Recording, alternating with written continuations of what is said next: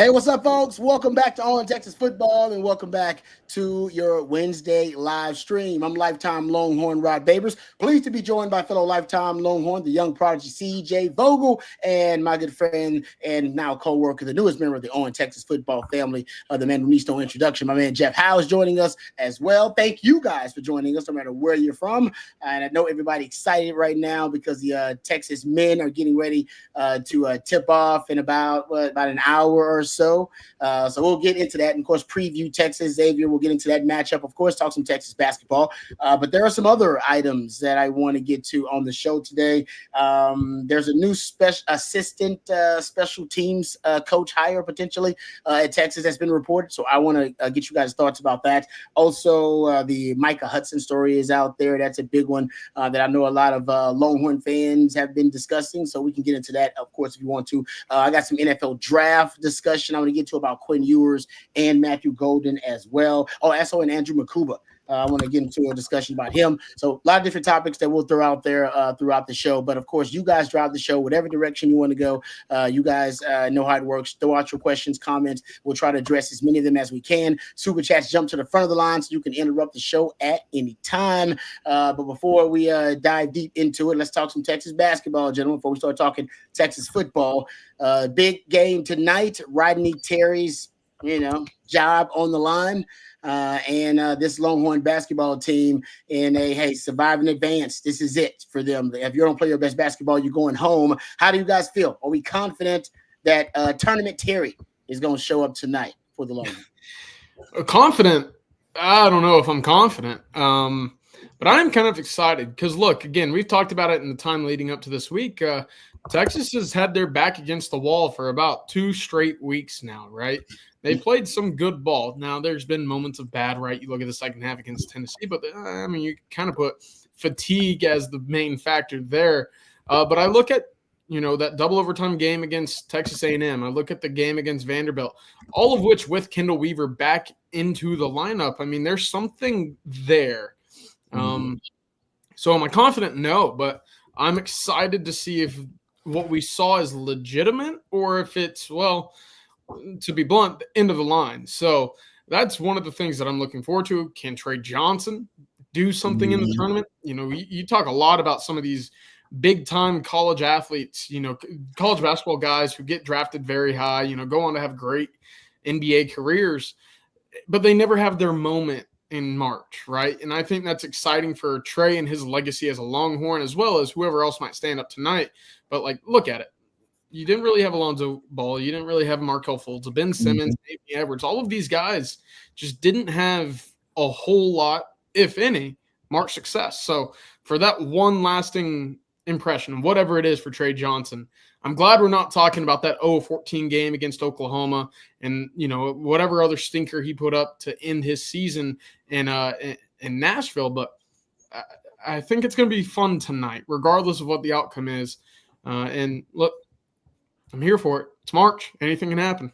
A lot of drama. A lot of drama, Jeff, in this game. My big concern, Rod, is can Texas get back on defense tonight and not allow transition buckets? Xavier's going to try to push the tempo. That's kind of Sean Miller's one of his MOs. You go back to watching his teams at Arizona, his teams at Xavier, they like to push the tempo.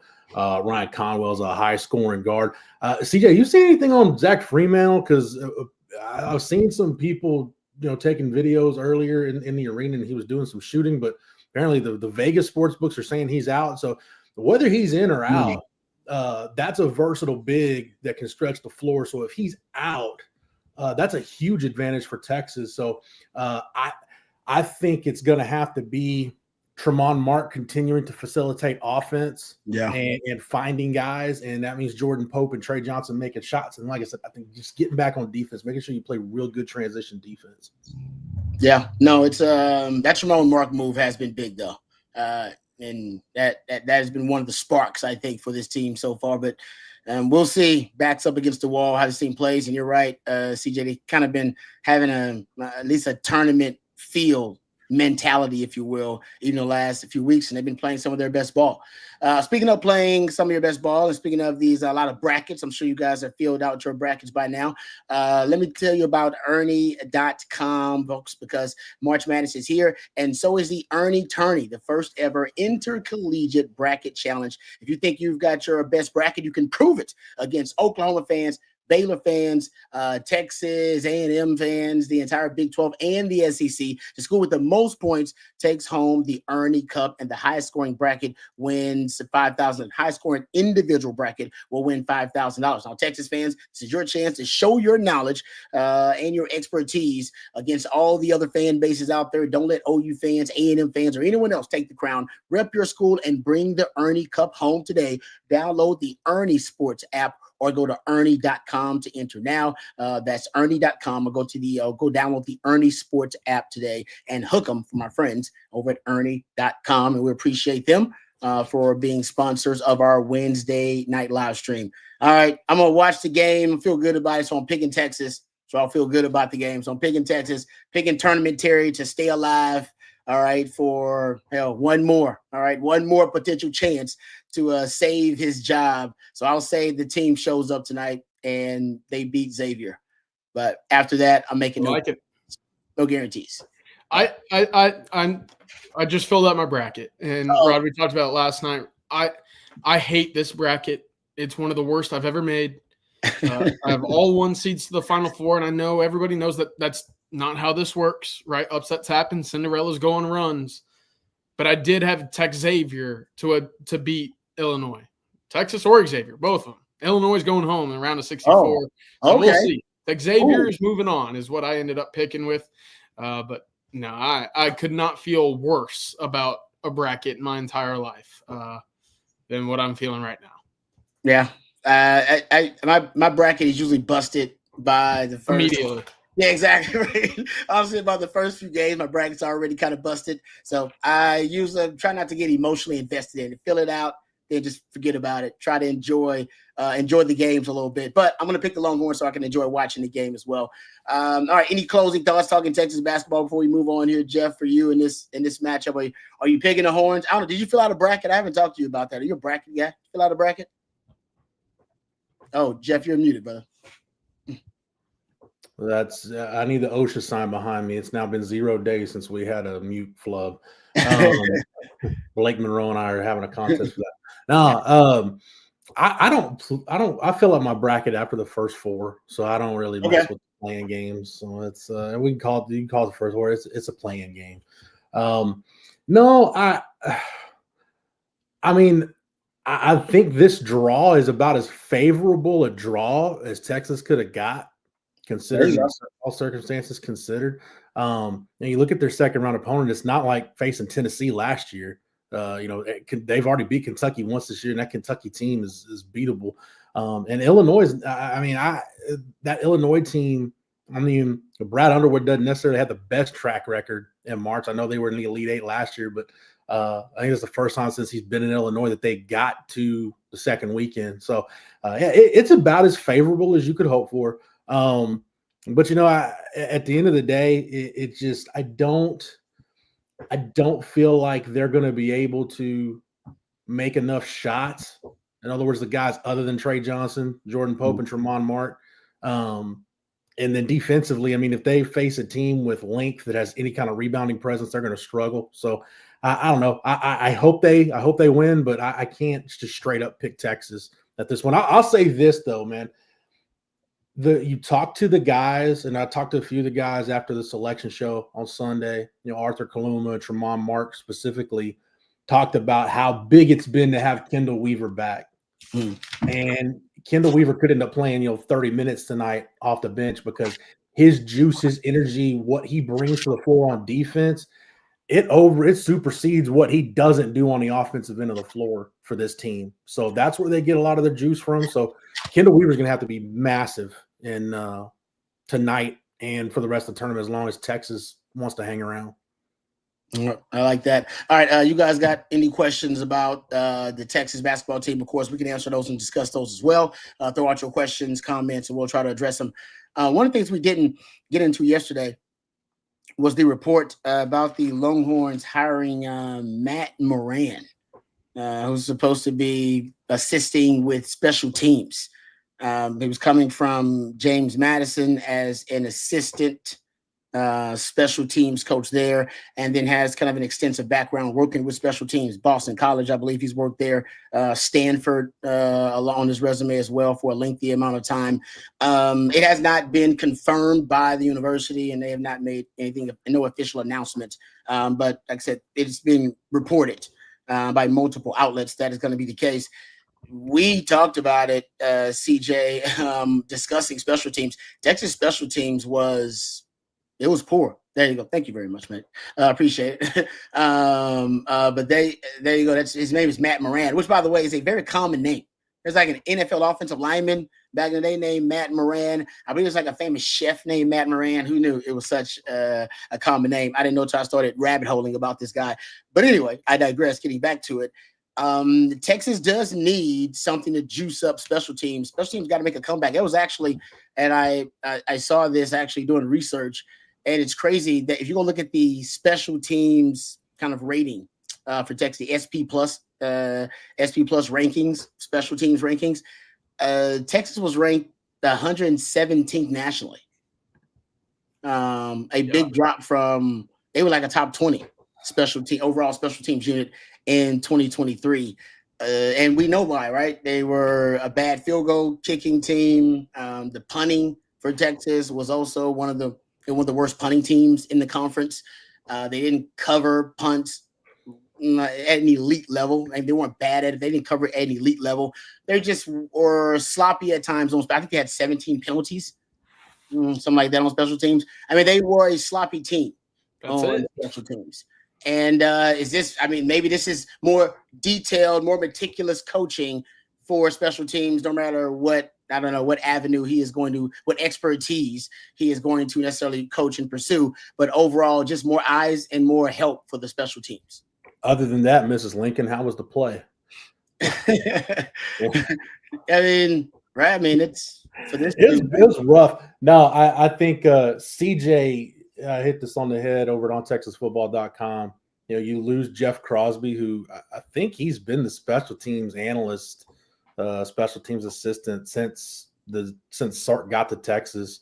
So you just need somebody, you need to replace him. I used to think, Rod, that like whoever the special teams assistant was, whether it's a GA or whatever, more often than not, his job during practice was like, all right, just make sure the kickers and punters aren't over there just, playing grab ass the whole time while everybody's trying to practice. And that'll be your job.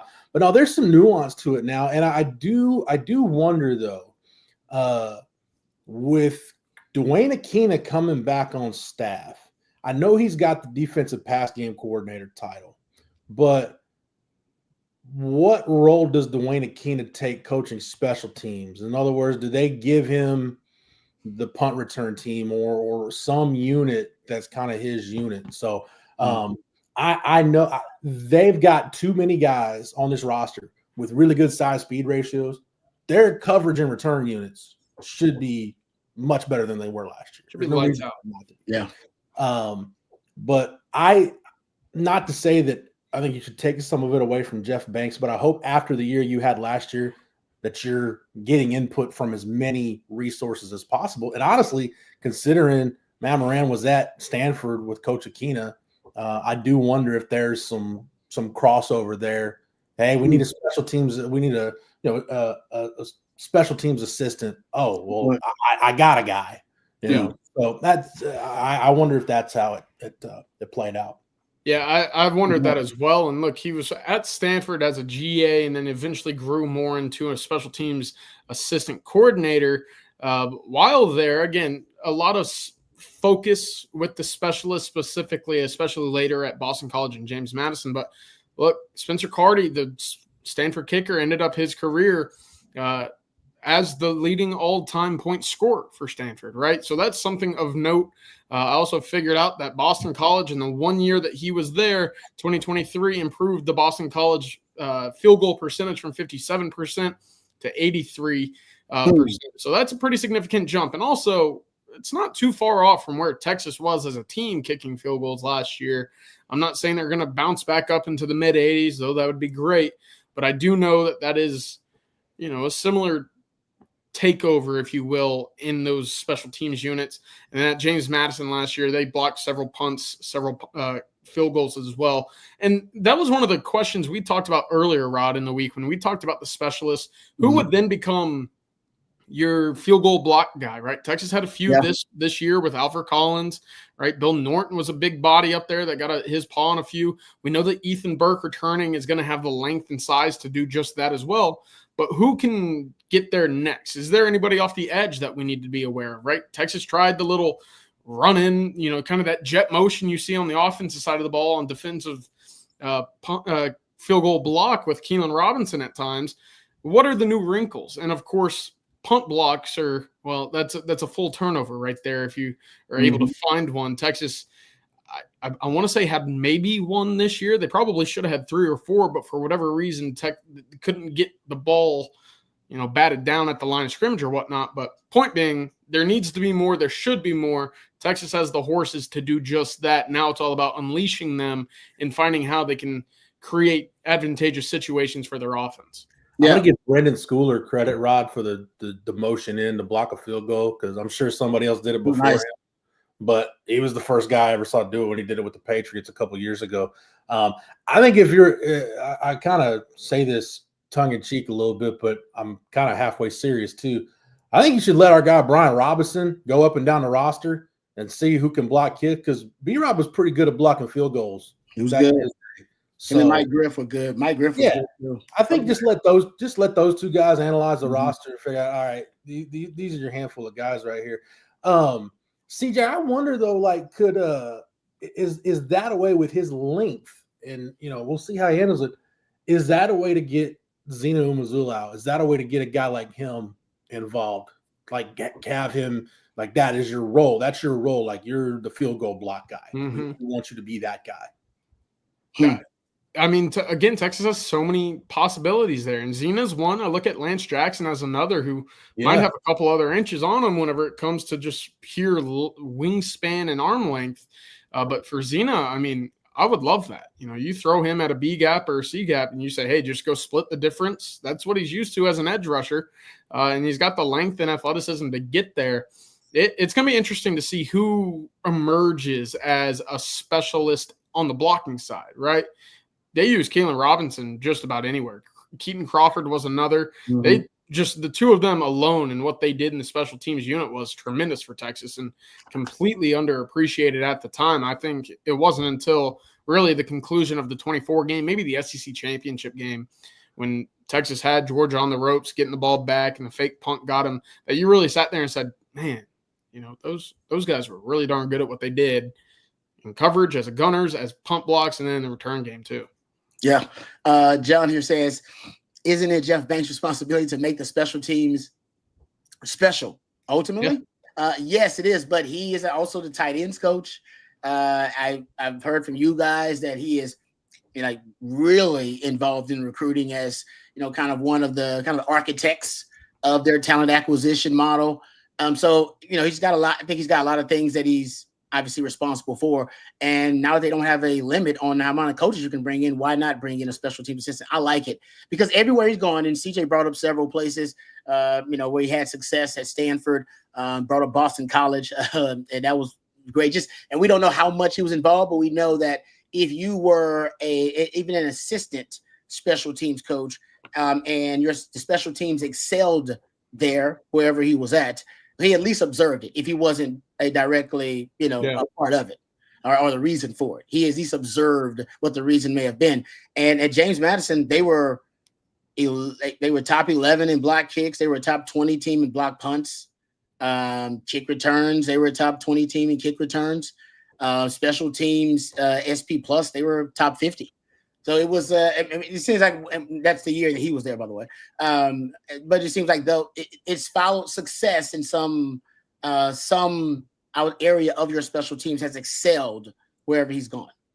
Yeah, I love that too. And look, you could sit there and we have sat here and said, better athletes should translate to special team success. Yeah, it should in theory, but coaching still makes a difference, right? And what's not appreciated maybe as much is you watch the NFL and you see the stunts, the twists up front on the pump block units. You see that more so at that level because they're so bunched together.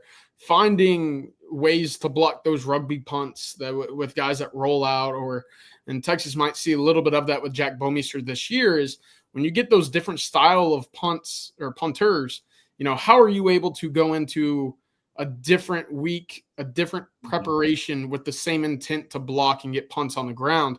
That's what I'm hoping to see a little bit more of this year. Also, just knowing and recognizing what the strengths are of each punt unit, each punt coverage team.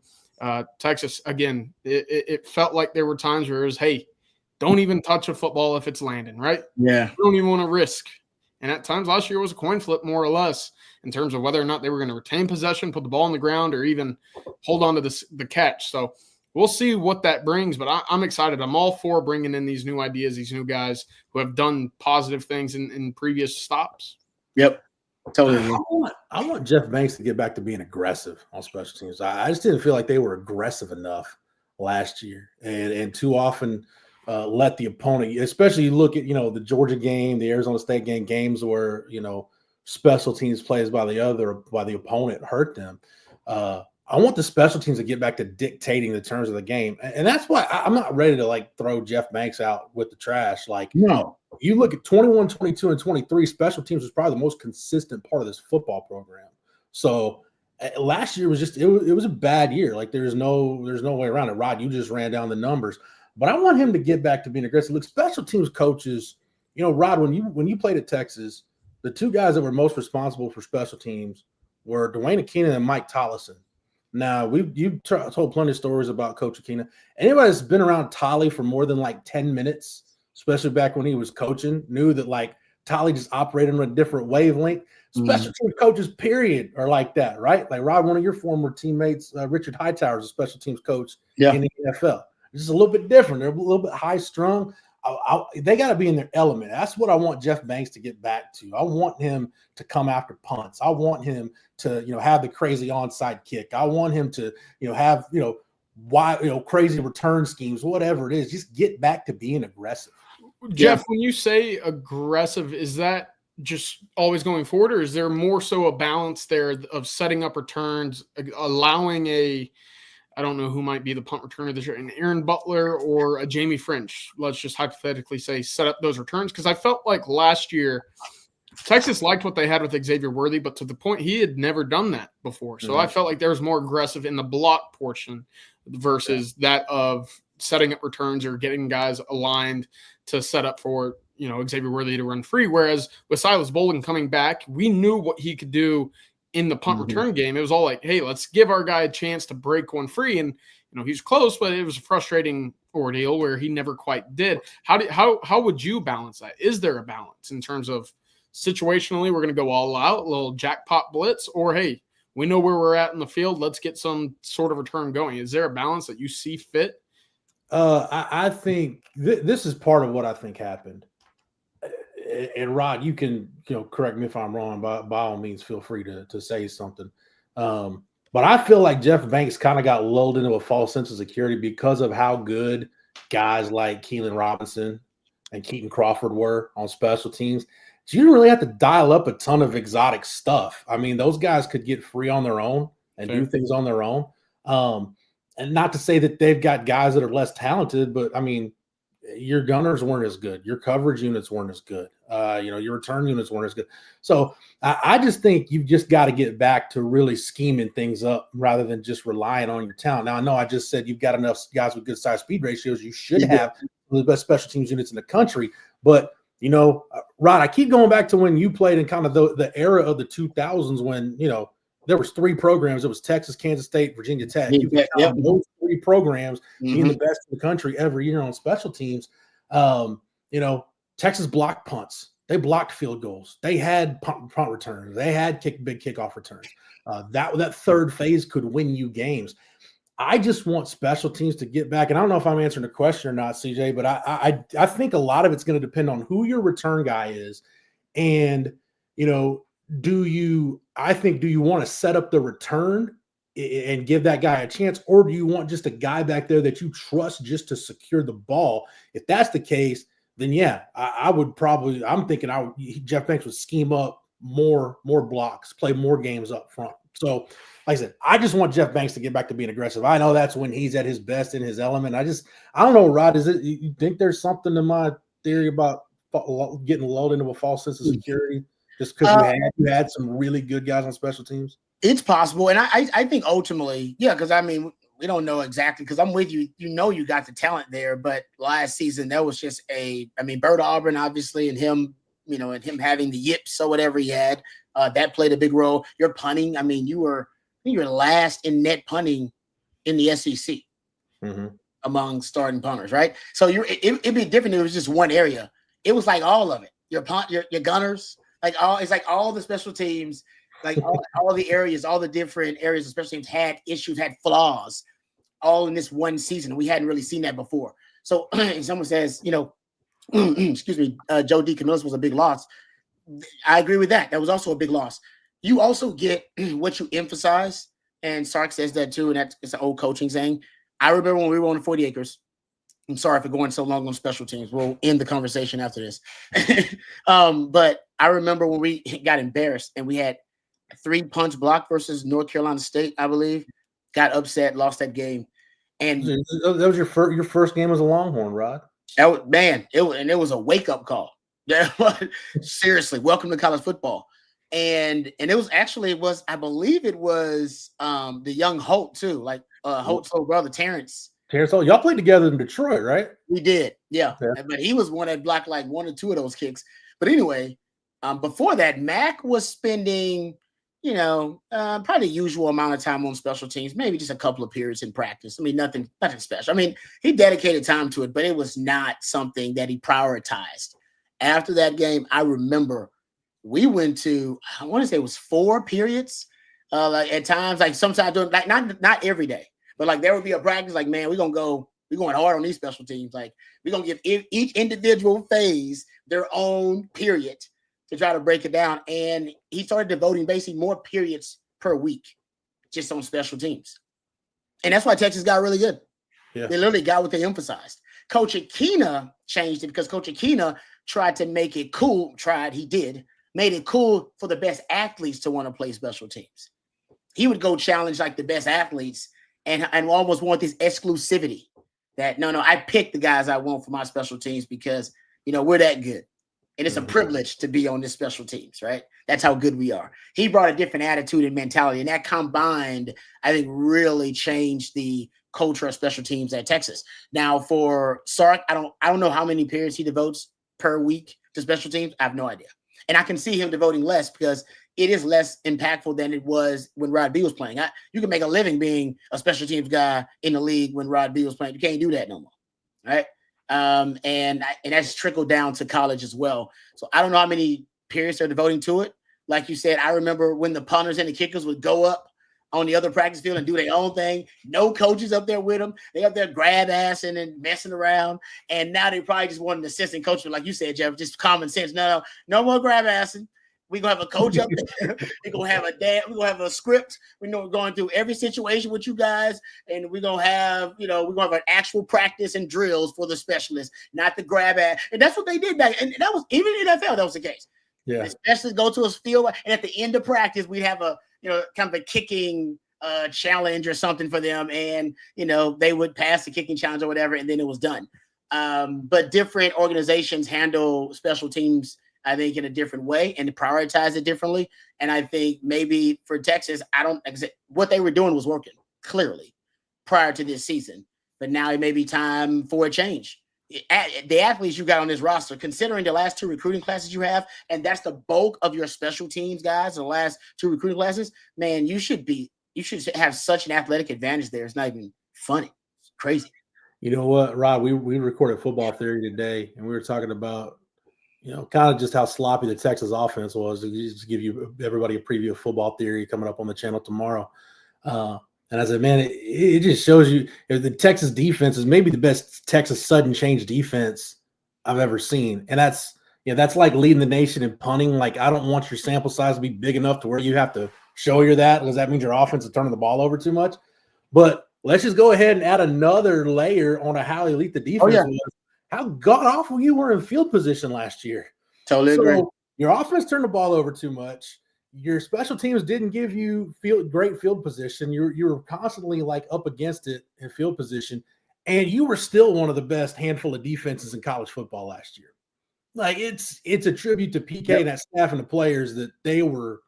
That was I hope Texas fans, I know I do, haven't watched it, appreciate how damn good that Texas defense was, because they were special, man. No, out of all the power teams that won double-digit games last year, I think only one had average worse defensive field position than Texas. That's crazy. And so think about it. Opponents only got pinned inside their 20 by punts. I think it was the third fewest of any starting punter. Third fewest times. So the defense didn't get any help really from the offense or special teams. They was just some dogs, just some straight up dogs. Yeah. we gotta start having a conversation about that defense. There's no doubt. I think it's a top 5 defense in the history of Texas football. In my opinion, it is. I don't even know. Now where it's at in the top 5, I gotta go do research, but I can't. There's no way it's been 5 defenses better than that defense. Man, that D was legit. It kind of reminded me a little bit of like the 2017 defense. Man, but the exception was the 2024 offense was much better, and all right, they're going to get it together at some point and score. In 2017, you're like, man, the defense got to pitch a shutout probably, or 10 points or less if they want to have a chance to win this game. Yeah, that defense had no margin for error. This defense did a little bit, but they ate, man. The only challenge would be to be devil's advocate here in the conversation. Your competition. Right, you play dog-ish quarterbacks and some dog-ish offenses at times. And when you played better quarterbacks, the last 3 games you played your best 3 quarterbacks, they made some plays. Yeah. And good quarterbacks gonna do that. So that would be the only thing. If you could look at another defense and see they just played better opponents and also were able to suffocate those opponents, that'd be your only argument to me against this defense being top 5 is that how many great offenses did they play? True. Like 2? Maybe 2 or 3. For example, you go back to the 2017 defense, Rod. They played against Sam Darnold, Baker Mayfield, right? I'm trying to think of who else would have been. So it was 2017. Mason Rudolph. Bro. Yeah, NFL QBs, man, that matters. We see what Cade Klubnik did. It matters when you play against a guy. I don't care if he's going to be a starter in the league. If the NFL deems him worthy enough to play in the league, how many quarterbacks we played this last season that's going to play in the league? Oh gosh, it's a short list. Maybe 2. Sam Levitt and Klubnik. Maybe 2. For the sake of the quarterback position going forward, I hope not very many. Beck, you're right. Beck is one. They made Beck look bad. Beck was, I don't know what the hell was wrong with that dude. Hell, Brian Vandergriff from Kentucky retired like 2 weeks after he played Texas. No, like you said, that defense was legit. All right, somebody else was legit is our friends over at Flat Creek Estate Winery. Let me thank them for being sponsors of our Wednesday live stream. Did you know the most awarded wine in Texas is actually the vineyard closest to Austin? That's right, ladies and gentlemen.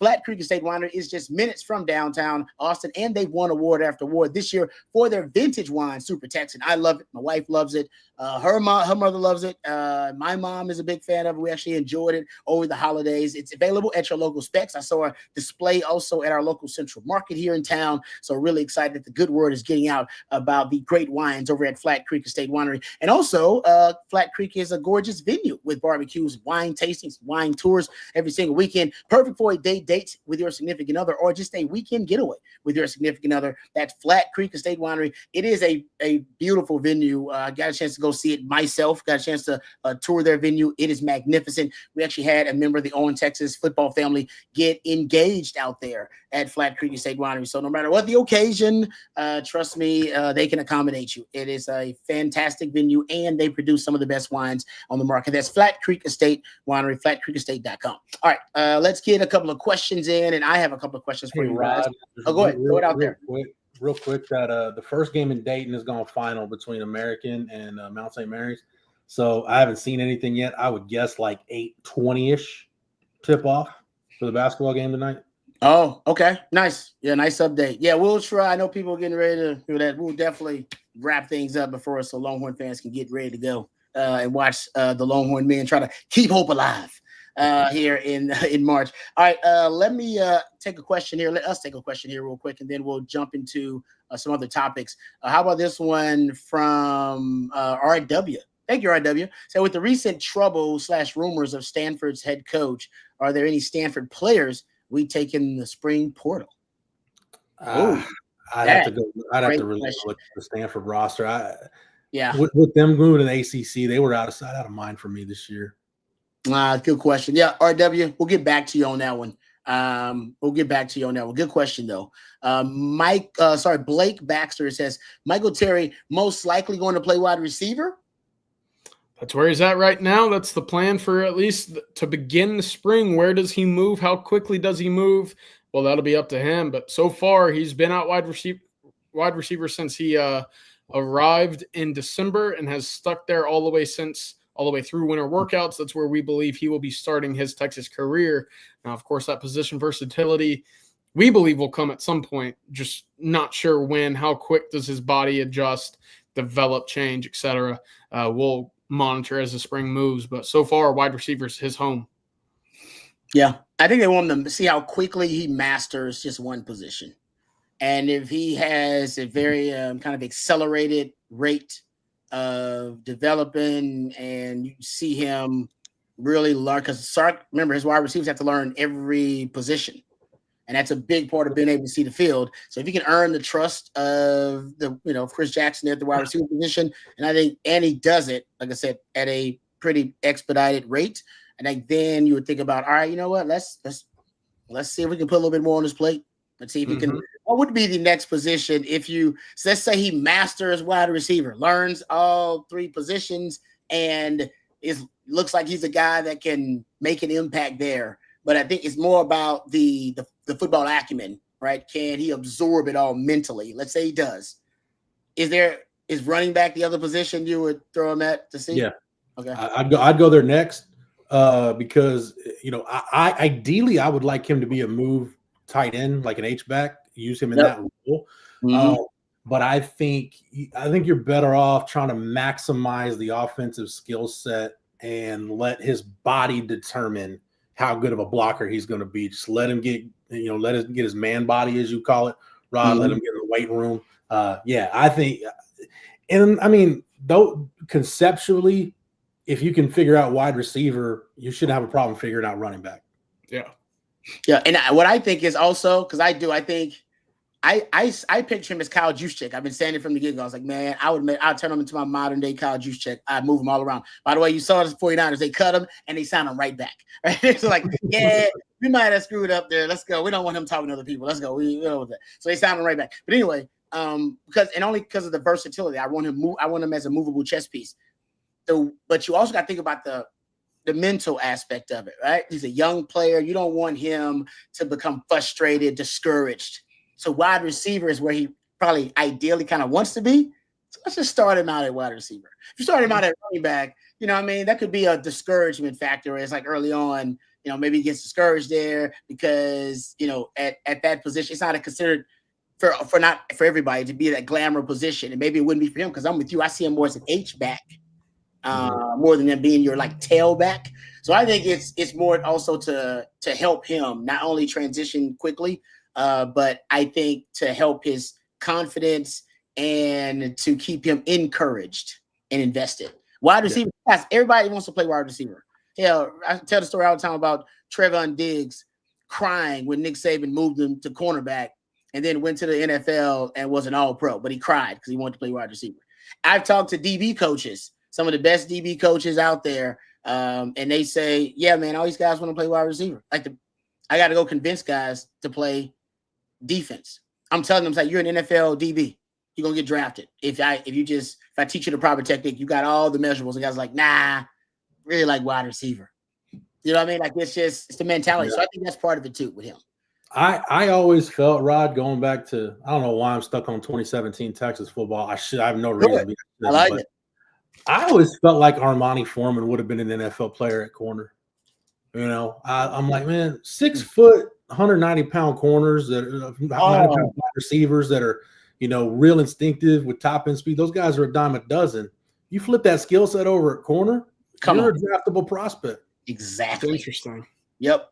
No, I agree with that. I'm with it. A lot of young guys, and like I said, I've talked to DB coaches, and they're like, yeah, these guys should switch to DB, but they want to play wide receiver. They're not thinking about the long term, though. The long term. It's amazing. It's amazing, though, how many times Texas has gotten it right with their athlete takes. You know, Lil Jordan Humphrey, Quandre Diggs. Quandre was an athlete. Yeah. Curtis Brown was a guy that could have played either way. Oh, yeah. You know, you've had quite a few guys. I mean, Aaron Williams, I know, was recruited as a DB. Aaron was a two-way player in high school. Earl Thomas could have easily started at running back as much as he started at safety. I can see that. You know, BJ Foster, I always wondered, man, would BJ Foster have been better off at Texas if he played running back instead of safety? It's interesting.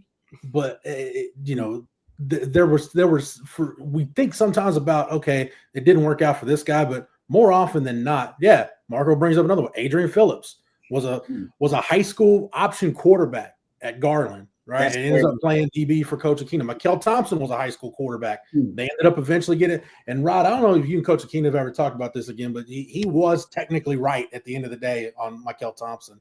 None of us were being right on that. But yeah, they get it right. They've gotten it right more often than they've gotten it wrong. That's a good point. Yeah, Jelani McDonald's kind of the latest, right? What did he play in high school? What was he? He was kind of all over the place, wasn't he? Everything. Okay, one of them dudes. All right, thank you for that, Blake. That's a good question. How about this one from Waves Deep? Says, how different is Coach Aquino philosophically from Coach Gideon?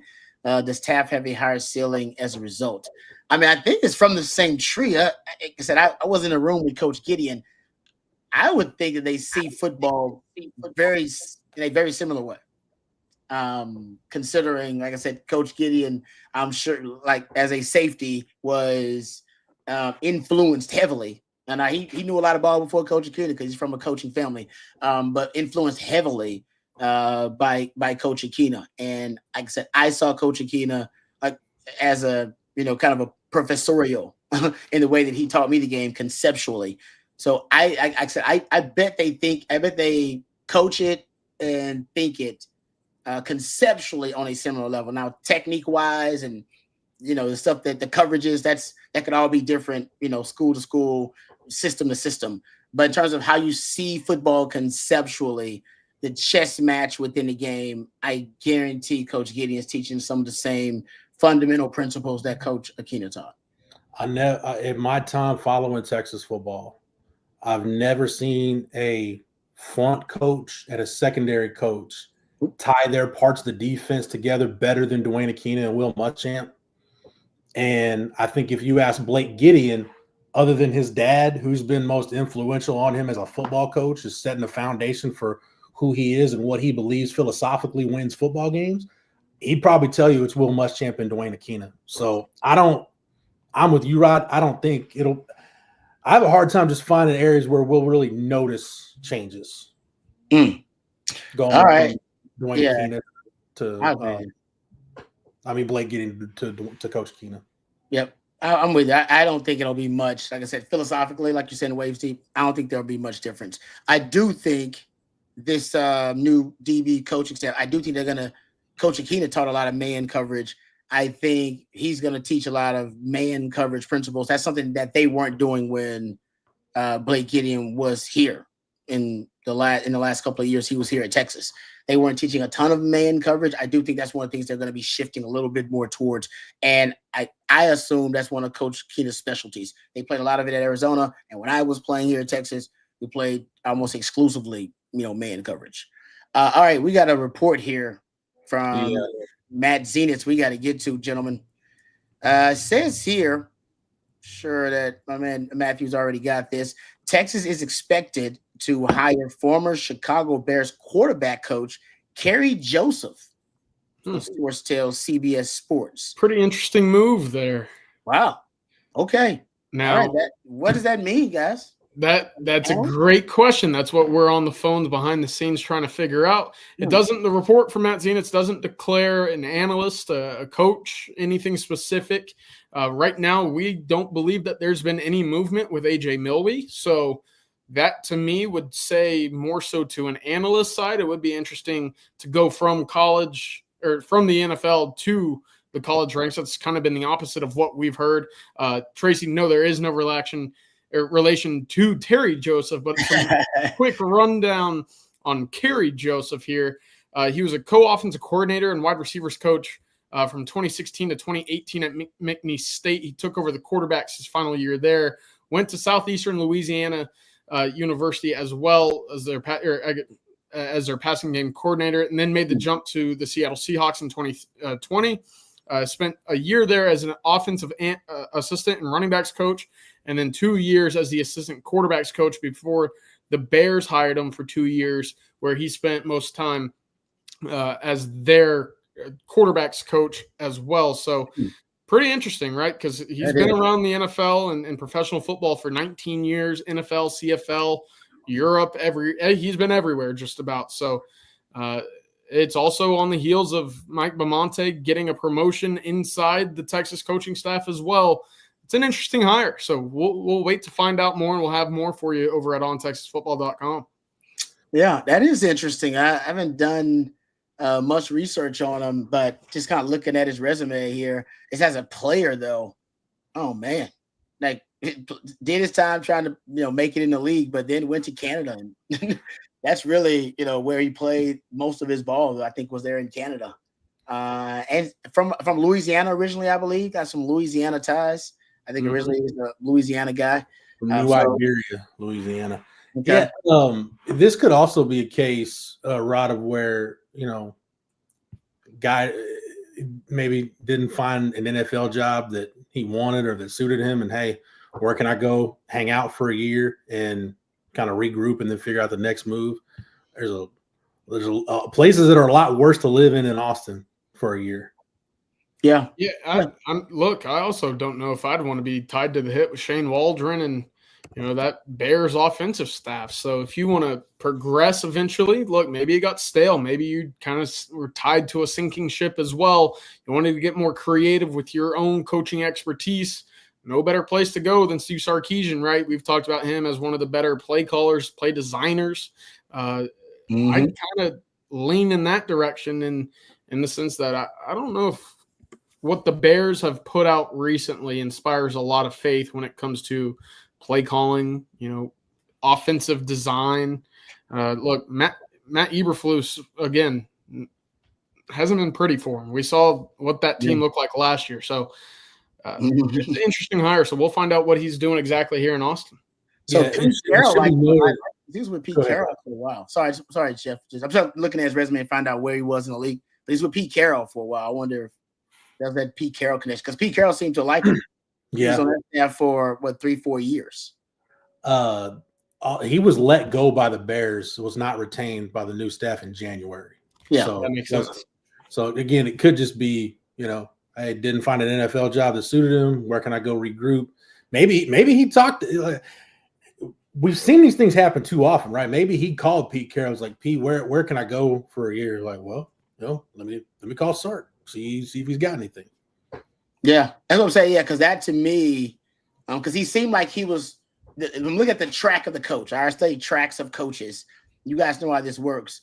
He kind of found his place in Seattle, right? It's like, all right, I like it here, and they like me, all right. And there's stability. It was stability there because it was Pete Carroll. He's a made man, and he was an offensive assistant, then assistant wide receivers coach, then assistant quarterbacks coach. Right? He's getting deeper and deeper. He's getting closer to the table, right? They have these big coaching tables where the coaches meet at.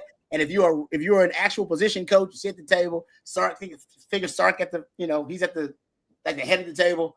All right, you got Brandon Harris and some guys there too. Got this big table where all the decision makers are. And if you ain't a decision maker, you're an assistant something, you might sit up here. But if you're a really respected assistant, O-line coach something, maybe you got to sit at the table. So he was getting a seat closer to the table. And he got quarterbacks coach. Boom. He went from assistant quarterback coach with Seattle, and he made the leap. And didn't work out because that obviously they got fired. That whole regime ended up being fired in 2024. So I think he ideally, wants to get back on the track. Does he want to do it in college or does he wants to do it in the NFL is the question. Now, like I said, the 1 year as a quality control or analyst for Texas, that's great for him. But I said, I wonder, like I said, where he wants to get back on track at college, at the college level, or at the NFL level. So I'm not. It is surprising that he would decide to take a college analyst job, unless he saw like a future of some kind in it, because he seemed like he was on the right track. Yeah, at the NFL level. Can I give you another kind of twisting and turning tie that ties Kerry Joseph to the Texas staff? So Dirk Cutter was the head coach of the Bucs in 2017 when Kerry Joseph was a training camp intern with Tampa. Okay. Dirk Cutter's son, Davis, has been an analyst at Texas. I know it was last year. So that could be, man, coaching is one of those professions, right? It ain't about what you know. It's about who you know. No doubt. There's a couple different ways that the tie could bind him to Texas. Okay. Yeah, that is interesting. But we see it, they're taking advantage of the fact that you can just bring in, as much support staff as you want. And why not bring in all these different minds, and they can bring in great ideas. You never know where a great idea is going to come from. Jason just posted up in the chat kind of what I was thinking too. That's the other part to this. Who wouldn't want to be a part of the Arch era? Good point. That's a great point. That's a great point. It is. That's true. Because when the quarterback balls out, man, everybody gets paid. Mm-hmm. I was of that. Talk about Johnny Manziel back in the day. It's like, hey, Johnny Manziel responsible for a lot of people getting paid. Quarterbacks balling out. So rising tide lifts all boats, Rod. And there's a lot of people with oars in hand. Yep. Ready for Arch to lift them. Didn't think about that. All right, let's somebody else who can help you out as well is our friends over at Bluebird Organizing. Let me give them a shout out because they're also a sponsor of our Wednesday night live stream. Are you and your family feeling overwhelmed and stressed in your space, holding on to too much stuff without enough room for it, navigating a big transition in your life like moving or divorce or having kids? If you're ready to bring more order and calm to the space you spend in every day, Bluebird Organizing, folks, Austin's premier professional organizers help you wherever you are in life. You'll end overwhelmed, get organized, and make your space work for you. If the thought of having someone come look at your personal space feels a little bit overwhelming, Bluebird Organizing understands that. It's no small ask to let some stranger come into your home, but with Bluebird Organizing, there's no judgment at all. Only efficient plans that can resolve conflicts at home and change your life for the better. So what are you waiting for, folks? Give them a call, or you can text them as well, 737-346-7779. That's 737-346-7779. Or you can reach out online at bluebirdorganizing.net. That's bluebirdorganizing.net. You can book your free in-person consultation today. That's right, free. So it means you got nothing to lose, but so much to gain. Get organized today with Bluebird Organizing. We really appreciate them for sponsoring our Wednesday night live stream. All right. So talking about some breaking news there potentially. Let's get back to a couple of questions here. Marco says, Rod, as a former Lion, which NFC North team did you enjoy visiting the most? Got to be Chicago. Chicago's just a great town. And it's such a historic area down there, Soldier Field. So probably Chicago. But I will say, if you're just going off mystique and lore and legend, going to Lambeau Field, the town isn't great because we don't visit the town. We don't hang out in the town that much when you go there to play. Maybe some of the veterans do. I did not because I was not that kind of guy. I was just a jag. But just the aura of Lambeau Field was fantastic. You did feel it. It felt like you were kind of walking into some historic place, and that I got chills walking into Lambeau Field. It literally, because it was cold as hell, but also from the sentimental aspect of oh man, this is Lambeau Field, that kind of thing. So Yeah. That's pretty good. We watching NFL films back in the day, guys. Like as a kid, like that was it. Kind of brought me back. Yeah, with the NFL films, music, and stuff like that. Like it felt like that. It was really cool. Green Bay, Rod, is a lot like Notre Dame. It's a lot like South Bend. Yeah, there you go. You know, like being at the stadium and touchdown Jesus and all that. Even if you hate Notre Dame, like you take time to appreciate it when you're there. But I would not summer in South Bend. I'll put it that way. Hell no. Yeah, you got it's about the romance, right? You fall in love with just kind of the legend and the lore of all that kind of stuff. I'm with you. I had a friend, a really good friend who went to Notre Dame. I was unimpressed, and I didn't go see it, but I was told by many, like, no, man, ain't nothing but football in that town. That's it. Mm-hmm. But you best believe it. When Texas played there in 2015, as a kid who grew up watching Rudy a lot, I did take my walk down that tunnel onto Notre Dame Stadium field. Yeah, I mean, got to. Yeah. Oh man, did you get a picture of that back in the day? Somewhere I've got one. Yeah. I tried to like be a little, just try to play it cool, because after I did that, I walked around for a little bit. That was when some other media members tried to come down, like, y'all aren't allowed up here. I'm like, well, glad I got here early and act like you belong. You know how that goes. Cotton says Carroll just got a job and didn't bring in Kerry Joseph. That's a good point. Maybe he was waiting around for that. Maybe he was kind of waiting to see, like, hey, Carroll would, bring him in some capacity. It didn't happen. And said maybe there was a call put in or a text. We don't know. We'll find out more. And keep it tuned here to On Texas Football for more details about that. All right, I know we're getting closer to the end of the live stream here. I got a couple of points I want to bring up, or at least some topics before we get done.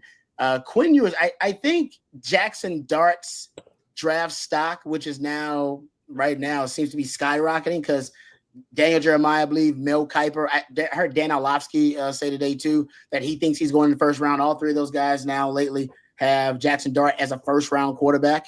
And most analysts have Quinn in the top 5 of their quarterbacks.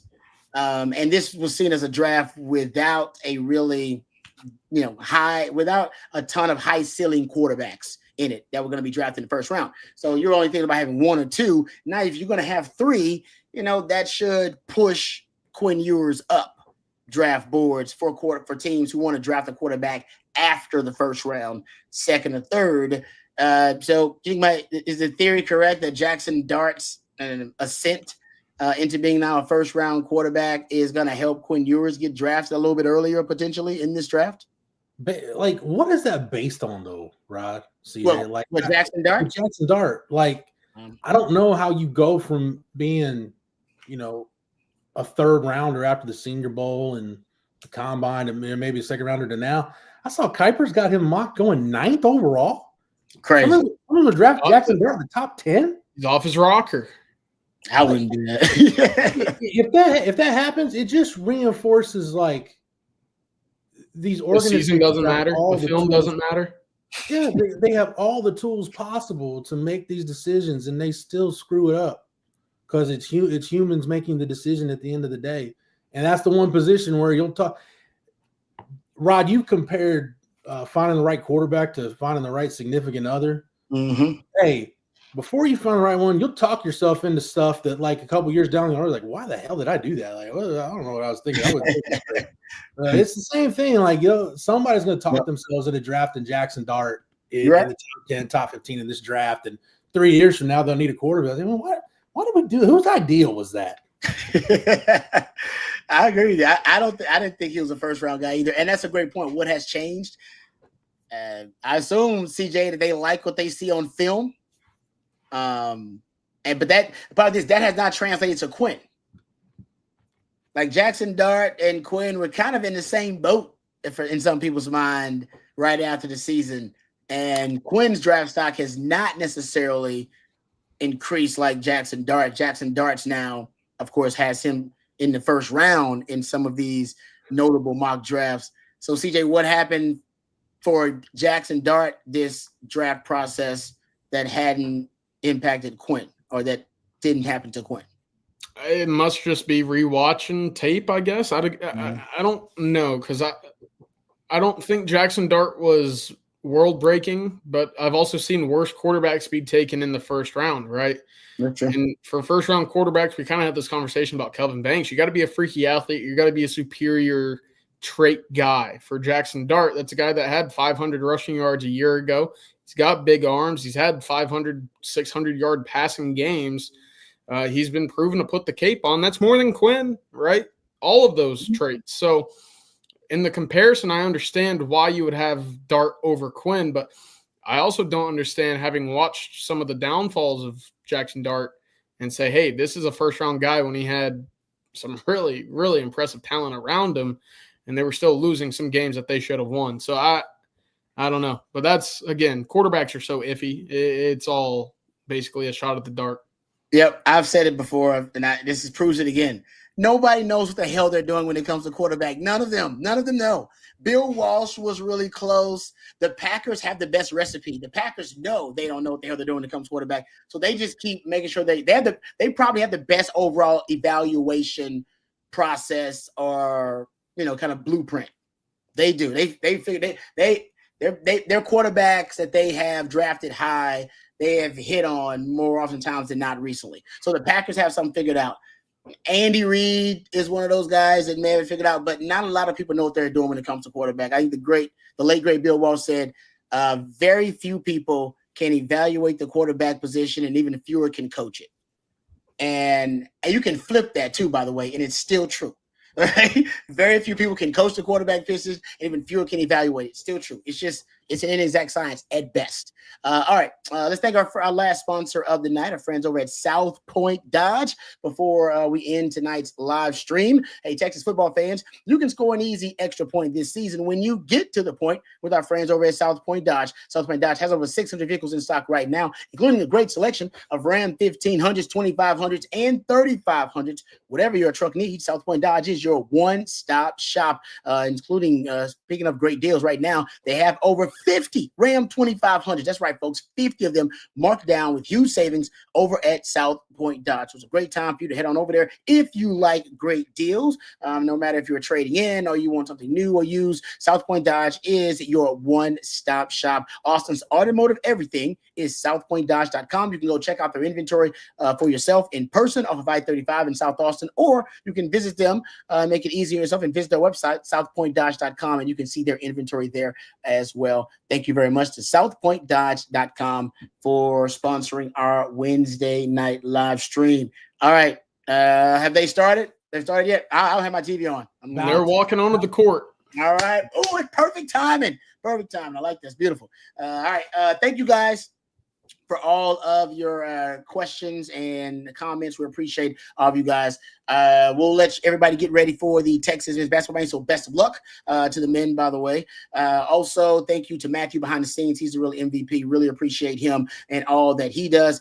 Thank you, Jeff, for the nuggets. Thank you for the expertise, CJ. Thank you to our sponsors once again. Thank you to Bluebird Organizing, bluebirdorganizing.net, South Point Dodge, southpointdodge.com, Flat Creek Estate Roundery, flatcreekestate.com, and Ernie.com. Remember, tomorrow, if we missed any of your questions or any of the topics you wanted to get into, don't worry. Tomorrow, 8:15, you got coffee and football starting bright and early, so you can ask those guys any of the questions you may have that we didn't get to, or you can save it for the guys for the winning drives. The guys, myself, CJ, and Coach Bob Shipley will be here for the winning drive tomorrow. That'll be at 3:15. So appreciate all you guys, and for CJ, and for Jeff, and for Matthew behind the scenes, I'm Lifetime Longhorn Rod Babers. Best of luck to the men, and hook 'em horns.